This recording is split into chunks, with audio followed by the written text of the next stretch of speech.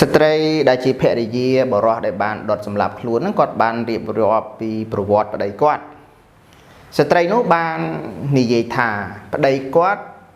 បានធ្លាក់ខ្លួនពិការតាំងពីឆ្នាំ2023មកពិការហ្នឹងកាលនោះគាត់ឡើងភ្នំទៅរកបេះម្អមបងប្អូនចេះពាក្យម្អមទេបាទ caraway seeds ទៅបេះម្អមដើម្បីយកមកលក់ឲ្យឈ្មួញបាទលើភ្នំហ្នឹងវាមានអាម្អមភ្នំម្អមឬគេដាក់មកអញ្ចឹងបាទម្អមដោះលើភ្នំយើងធ្លាប់ទៅលឺម្អមស្រែមែនទេម្អមដោះលើភ្នំអញ្ចឹងម្អមហ្នឹងយកទៅលក់អ្នកទិញនៅក្នុងភូមិហ្នឹងហើយគាត់យកទៅលក់នៅផ្សារទៀតជួបគ្នាបកប្រែអត្ថបទព័ត៌មានជាតិមួយនៅក្នុងរូបភាពនេះគឺកាសែតខ្មែរ Time បាទចុះផ្សាយភរិយារបស់យើងហៅជនរងគ្រោះក៏បានចាំបងប្អូនវិនិច្ឆ័យតើគាត់ជាជនអីអូខេខ្មែរ Time ចុះផ្សាយមួយថា man self immolates after argument with wife immolate នេះបែរថាដុតខ្លួនបាទបូជាយ៉ាញ់គេថាបូជាយ៉ាញ់ដល់ពេល self immolate ដុតសម្លាប់ខ្លួនហើយក្នុងចំណងជើងកាសែតយើងសរសេរលុប article បានបាទបរិះម្នាក់បានចាក់សោដុតខ្លួនឯងក្រោយពីមានចំនួនបន្តិចបន្តួចជាមួយនឹងប្រពន្ធហើយប្រពន្ធបង្កើតរបស់ខ្លួនសោះហ្នឹង A man has died after he locked himself in a room of his house and set fire to himself អានេះគេសម្រាយចំណងជើងមកបរិះម្នាក់ present perfect មែនទេបរិះម្នាក់បានបាត់បង់ជីវិតក្រោយពីគាត់បានចាក់សោខ្លួនក្នុងបន្ទប់ផ្ទះរបស់គាត់ហើយក៏ដុតសម្លាប់ខ្លួនឯងតែម្ដងបាទ set fire to ហ្នឹងគឺដុត The incident occurred at 7:30 p.m. on May 25, 2025 ហេតុការណ៍ដែលបរិះជាប្តីដុតខ្លួននេះបានកើតឡើងនៅវេលាម៉ោង 7 កន្លះយប់បាទម៉ោង 7 កន្លះយប់នៅថ្ងៃ25ឧសភាឆ្នាំ2025នេះនៅចំណុចភូមិកើតហេតុគឺភូមិអូក្រយ៉ាតបាទអូក្រយ៉ាតសឃុំសង្កាត់បាទសង្កាត់អូតាវ៉ៅយើងលឺហ៎បាទអូតាវ៉ៅក្រុងប៉ៃលិនខេត្តប៉ៃលិនខេត្តត្បូងពេជ្រពីដើម Local police officials said that បើតាមសមត្ថកិច្ចឬក៏មន្ត្រីនគរបាលមូលដ្ឋាននៅទីនោះបាននិយាយថាបរិះជនរងគ្រោះដុតខ្លួនឯងបរិះជនរងគ្រោះនេះឈ្មោះគាត់ឈ្មោះសឿនពិសិដ្ឋពីរោះបាទឈ្មោះសឿនពិសិដ្ឋអាយុ42ឆ្នាំបាទ10ឆ្នាំ4ដងហើយថែម2ឆ្នាំទៀត Mr. Sun had accused with his wife មុនកើតហេតុ past perfect នេះមុនកើតហេតុពូសឿនហ្នឹងបាទពូសឿនហ្នឹងគាត់ឆ្លោះប្រកែកជាមួយប្រពន្ធគាត់ឈ្មោះ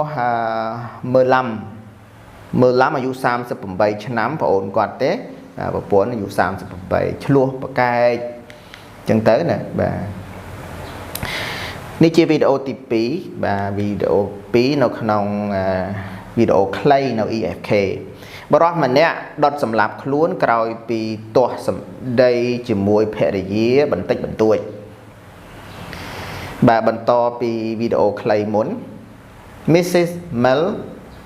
said that before the incident she and her husband had a small argument ស្ត្រីជាភរិយាឈ្មោះអ្នកស្រី Mel បានមានប្រសាសន៍ថានៅមុនហេតុការណ៍ដែលប្តីគាត់សម្រេចធ្វើអត្តឃាតហ្នឹងគាត់និងប្តីគាត់ទាស់សម្ដីគ្នាបន្តិចបន្តួចថាចេះ Her husband had been depressed for several days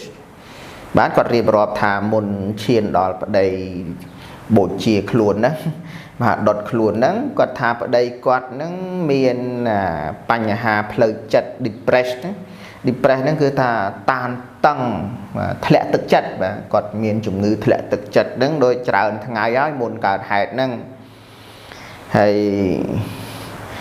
ស្រាប់តែពេលដែលកើតហេតុហ្នឹងមិនដឹងថាម៉េចភ្លាមនោះក៏បានហៅគាត់ប្រងទៅជុំគ្នាហ្នឹង when she saw that she was in a bad mood she took her 3 children and ran away អានេះគួរតែ he ទេមែនអត់កន្លែងហ្នឹងណាកសែតគេទៅសេ she មែនប៉ុន្តែកន្លែងហ្នឹង he ទេនៅពេលដែលស្ត្រីជាភរិយាមើលឃើញថាប្តីខ្លួនមានអារម្មណ៍មិនល្អដូចមិនស្រួលទេបែបនេះណា in a bad mood ហ្នឹងគឺថាមានអារម្មណ៍មិនល្អគាត់ក៏នាំកូន3នាក់របស់គាត់ហ្នឹងនៅអំបានឯងឪឯងដូចអត់ស្រួលទេគាត់នាំកូនគាត់ហ្នឹងក៏ចាក់ចេញពីផ្ទះបណ្ដោះអាសន្នទៅសុំអ្នកចិត្តខាងជ្រោកបណ្ដោះអាសន្នពាក្យថា temporary shelter ហ្នឹងទៅសុំផ្ទះអ្នកចិត្តខាងជ្រោកបណ្ដោះអាសន្នឲ្យវាកាចណាថ្ងៃនេះនៅមិនស្រួលគឺទៅទាំងអស់គ្នា A short while later she saw flames coming out of the house ចេញទៅមិនបានយូរប៉ុន្មានផងមួយស្របក់ក្រោយមកអាពាក្យ a short while later បាទណាតែមួយផ្លេតក្រោយមកគាត់ចោលភ្នែកមកផ្ទះគាត់ហ្នឹងឃើញអណ្ដាតភ្លើងឆេះហុយត្រឡោមចេញពីវិមានរបស់គាត់ផ្ទះចេញពីផ្ទះរបស់គាត់ហើយគាត់ហ្នឹងក៏ខំសវេសវារត់មកពន្លត់ភ្លើងហើយមករត់ហ្នឹងមកប្រុងសង្គ្រោះប្តីលោកប្តីនោះបាទនេះគឺជាវីដេអូខ្លីខាងចុងនៃអត្ថបទបរោះម្នាក់គាត់កើតរោគផ្លូវចិត្តណាបាទគាត់ដុតសម្លាប់ខ្លួនគាត់ក្រោយពីទាស់សម្ដីជាមួយប្រពន្ធគាត់វាអត់សមយើងគិតយើងមើលពីក្រៅទៅវាមិនសម However the door of the house was locked from inside មានន័យថានៅពេលដែលភ្លើងឆេះហុយត្រឡោមហ្នឹងប្រពន្ធរត់មកបន្លត់ហើយបន្លត់មិនហើយប្តីក៏ជាប់សោណាទោះយ៉ាងណាបាទទោះយ៉ាងនោះក្តីប្រពន្ធរត់មកក្តីណាបាទទោះជាយ៉ាងនោះក្តីទ្វារផ្ទះកើតហេតុហ្នឹងវាជាប់សោពីខាងក្នុងហើយបើកអត់បានភ្លើងកំពុងឆេះជាប់សោពីខាងក្នុងបើកមិនបាន The fire got worse and worse ពេលនោះភ្លើងកាន់តែឆេះខ្លាំងទៅ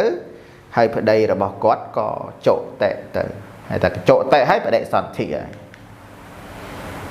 She said that her husband had been disabled ស្ត្រីដែលជាភរិយាបរិសុទ្ធដែលបានដុតសម្លាប់ខ្លួនហ្នឹងគាត់បានរៀបរាប់ពីប្រវត្តិប្តីគាត់ស្ត្រីនោះបាននិយាយថាប្តីគាត់បានធ្លាក់ខ្លួនពិការតាំងពីឆ្នាំ2023មកពិការហ្នឹងកាលនោះគាត់ឡើងភ្នំទៅរកបេះម្អមបងប្អូនចេះពាក្យម្អមទេបាទ caraway seeds ទៅបេះម្អមដើម្បីយកមកលក់ឲ្យឈ្មួញបាទលើភ្នំហ្នឹងវាមានអាម្អមភ្នំម្អមឬអីគេដាក់មកអញ្ចឹងបាទម្អមដោះលើភ្នំយើងធ្លាប់ទៅលឺម្អមស្រែមែនទេម្អមដោះលើភ្នំអញ្ចឹងម្អមហ្នឹងយកទៅលក់អ្នកទិញនៅក្នុងភូមិហ្នឹងហើយគាត់យកទៅលក់នៅផ្សារទៀតហ៎